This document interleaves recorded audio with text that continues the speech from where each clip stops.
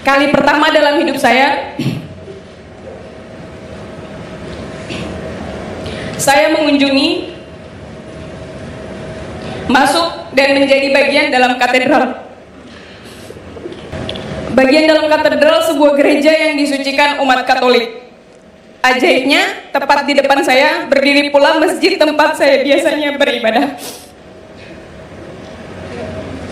Ini merupakan simbol toleransi, di mana perbedaan seharusnya kita hadapi dan kita jembatani. Un culto.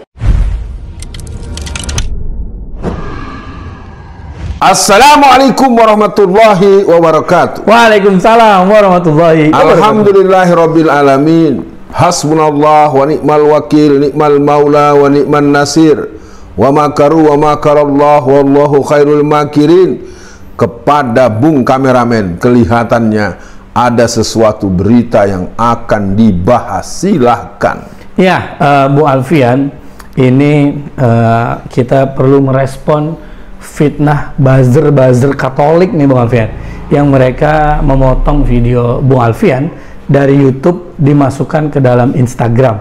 Jadi ada dua video sejauh ini yang saya amati Bung Alfian, yaitu yang pertama tentang ada agenda kristenisasi yang dibawa oleh Paus.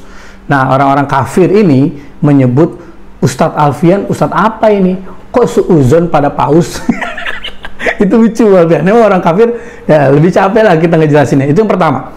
Nah, yang kedua Bung Alfian, mereka membawakan narasi Ustadz Alfian sebut Paus perlu dideportasi karena dianggap menimbulkan keresahan. Wah, jadi ini saya rasa dia menganggap tanpa sebab ketika Paus mau datang, Ustadz Alfian Tanjung meminta supaya Paus dideportasi.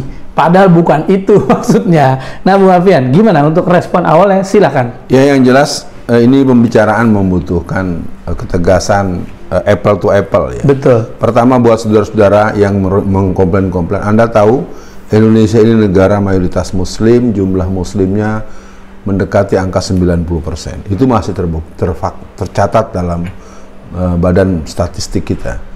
Nah, untuk kristenisasi udah nggak usah lagi Anda membela diri. Kedatangan para penjajah sejak tahun 1400-an, 1500-an dan dimunculkan secara ekspresif tahun 1602 itu adalah glory gold gospel. Maka salah satu misi daripada kedatangan para penjajah adalah penyebaran Kristen. Berarti kristenisasi itu yang pertama. Yang kedua, keberadaan Al-Baqarah 120 itu sudah ada sejak Rasulullah mendapatkan wahyu, bahwa mengingatkan akan adanya gerakan kristenisasi itu bukan suuzon, tapi itu kewaspadaan. Betul. Ya. Dan sikap dalam Islam itu, kalau sesama Muslim sama mukmin kita memang harus husnuzon, dan kepada orang-orang kafir kami memang harus sangka buruk dalam perspektif akidah. Kalau muamalah kami akan berbaik-baik saja dengan Anda. Nah, kalau dengan soal deportasi, kenapa begitu meradang dengan istilah itu? Betapa sering Anda bilang kalau nggak suka keluar saja dari Indonesia. Nah, bahkan sering orang-orang Kristen pun campur-campur dengan ajaran agama Islam. Banyak urusan kami yang Anda juga ikut-ikut ngomong, dan harus dilihat posisinya. Keberadaan Paus ini adalah atas permintaan Kementerian Agama, itu pengetahuan umum.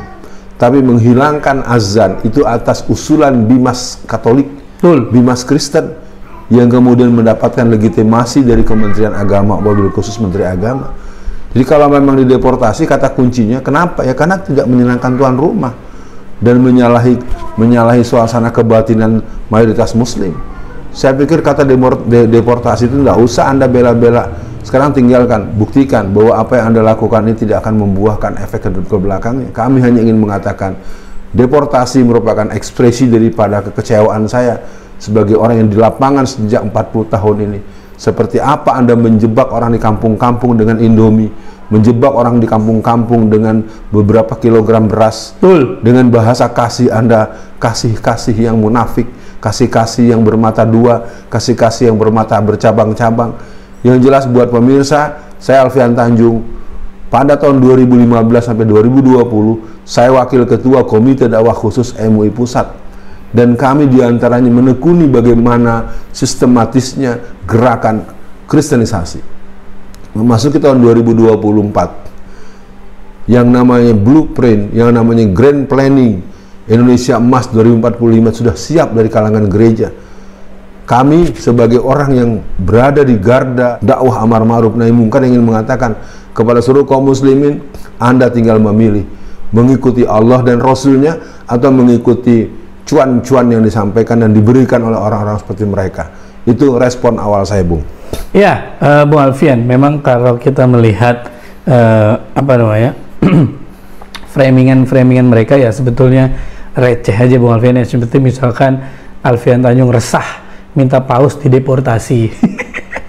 Kemudian Alfian Tanjung sebut kedatangan Paus bikin resah. Kemudian ya begitu-begitu aja lah, Bung Alfian ya. Jadi memang tapi banyak, Bung Alfian, yang berkomentar ayo ditonton dulu fullnya, karena memang keresahan itu berdasar ya, Bung Alfian. Apalagi kalau yang kita tahu kan memang dari Bimas Katolik itu meminta agar azan itu menjadi running text. Itu sangat meresahkan. Makanya kan ada yang sampai bilang, coba tanya sama pausnya, emang benar mau azan itu dihilangkan? Kalau ditanya sama paus mungkin bisa jadi mau, bisa jadi enggak juga gitu kira-kira. Nah ini kan artinya saya menangkap yang dimaksud oleh Bung Alfian adalah ya lu mau ibadah aja, kenapa jadi harus ngeganggu azan kita kira gitu kan. Nah yang unik adalah MUI-nya mendukung azan menjadi running text, sedangkan Dewan Masjid Yusuf Kala menolak, Bung Alfian. Nah ini kan dinamika yang terjadi. Nah tapi mudah-mudahan penonton-penonton kafir yang menonton channel Bung Alfian mengerti bahwa kita ini memang satu negara, tapi dalam akidah kita punya border, pembatas. Anda kafir, kita muslim, atau Anda non-muslim, kita Islam, kira-kira gitu. Jadi Bung Alfian, untuk akhir sesi kali ini, ketegasan lakum dinukum waliyadin ini sudah memudar di akhir zaman ini, Bung Alfian. Jadi mungkin Bung Alfian saya lihat ada kok waktu 98 itu orang-orang Cina yang Kristen minta perlindungan pada Bung Alfian. Ada tetangga-tetangga Bung Alfian yang Kristen bukan Cina juga, mereka Ustadz kita minta dibantu begini-begini. Jadi sebetulnya untuk hubungan yang sosial, Bung Alfian saya lihat masih di Islam kan kita emang nggak boleh memerangi kafir yang tidak memerangi, kira-kira gitu, Bung Alfian. Yeah. Jadi mungkin untuk akhir sesi kali ini, apa pesan Bung Alfian untuk orang kafir? Ya udah, lu kalau mau urusan sosial ngasih saran nggak apa-apa, tapi kalau urusan akidah jangan nyuruh kita husnuzon orang kafir gitu kira-kira. Nah untuk umat Islam juga apa pesannya, Bung Alfian, agar tidak terbawa oleh opini orang kafir? Nah ini kan saya lihat banyak yang muslim-muslim yang bilang gini, saya ini Islam tapi saya tidak setuju dengan Ustadz Alfian Tanjung. Loh berarti kan dia kacau nih, Bung Alfian. Untuk akhir sesi kali ini silakan, Bung Alfian. Ya, yang pertama yang internal dulu ya, umat Islam ya. Anda kelihatannya nggak cukup berinteraksi dengan Al-Quran. Anda coba baca wallazina kafaru ba'duhum awliya'u ba'd. Anda periksa surat 8 ayat 73, Al-Anfal ayat 73. Itu yang pertama. Di surat yang lain, surat Ali Imran ayat 118 sampai 120, Anda baca surat 3 118 120. Anda baca sendiri biar nanti Anda mau berpihak pada mereka atau berpihak pada Allah dan Rasulnya. Betul. Nah, dalam ayat yang sangat kita kenal, innal lazina kafaru sawaun alaihim a'anzartahum am lam tunzirhum la yu'minun. Anda harus paham, orang-orang beriman itu Quran menyebutnya adalah orang-orang yang bergetar hatinya apabila disebut nama Allah. Dalam Al-Maidah 83, terlihatlah air mata mereka bercucuran ketika Al-Quran dibacakan. Kok bercucuran air matanya gara-gara dekat dengan si paus? Itu gimana Anda?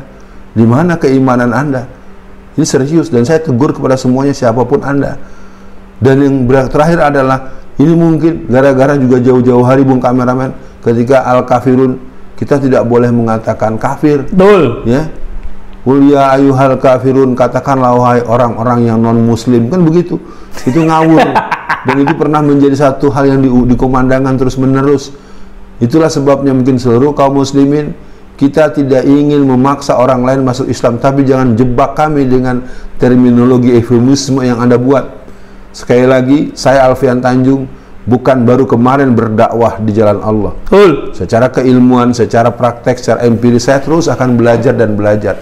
Tetapi mensikapi kalian yang semakin sombong, yang songong, dan kalian juga menantang-nantang di beberapa netizen itu, ngajak perang tuh yang dari Depok, segala macam.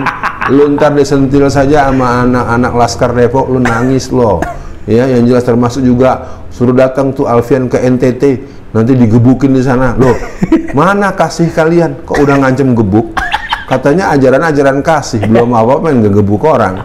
Ya berarti itu berbohong kan? Ternyata Anda bohong kan? Anda cuma ngomong doang di mulut, lain di mulut, lain di hati. Itulah ciri orang-orang kafir, orang-orang munafik. Kalau orang yang beriman, Allah telah ajarkan bagaimana benar di mulutnya, benar di hatinya, benar di otaknya. Sekian dibacain berita. Assalamualaikum warahmatullahi wabarakatuh.